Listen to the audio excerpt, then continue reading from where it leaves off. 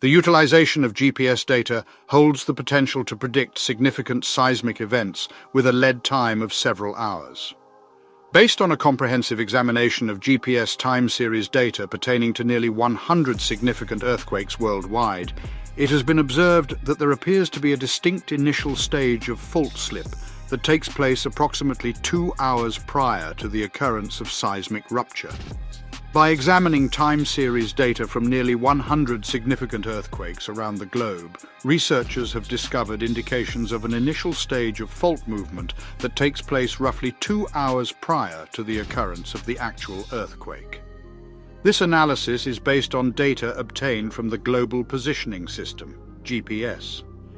In a perspective that pertains to the subject matter, Roland Bergman states, "If it is established that the initiation of an earthquake frequently entails a preliminary stage lasting several hours, and if methods are devised to accurately gauge this stage, it would be possible to issue an advance notification." The pursuit of accurately forecasting significant earthquakes is a long-standing objective that has proven to be quite elusive. The ability to predict earthquakes in the short term, meaning providing a warning within a range of minutes to months before the occurrence, relies on the identification of clear and observable geophysical precursor signals. Previous studies have suggested that a gradual non-seismic movement in faults prior to the main earthquake event, known as a slow aseismic slip, could potentially serve as such a precursor. The relationship between these observations and seismic ruptures is still not clearly understood. This lack of clarity stems from the fact that these observations do not consistently occur immediately before an event, and often happen without any subsequent earthquake. As a result, the presence of a distinct early warning signal for accurately predicting major earthquakes is called into question. Quentin Blettery and Jean-Mathieu Noquet conducted an extensive worldwide investigation on the occurrence of brief fault slip prior to major earthquakes.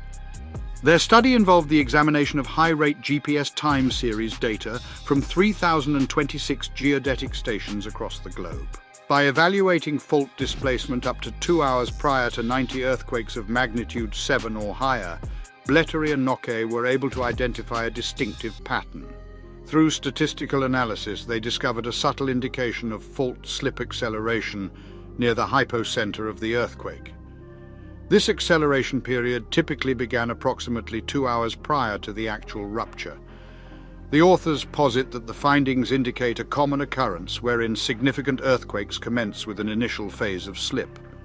Alternatively, it is plausible that the observations signify the final stage of a protracted and arduous process of precursory slip, which proves difficult to measure.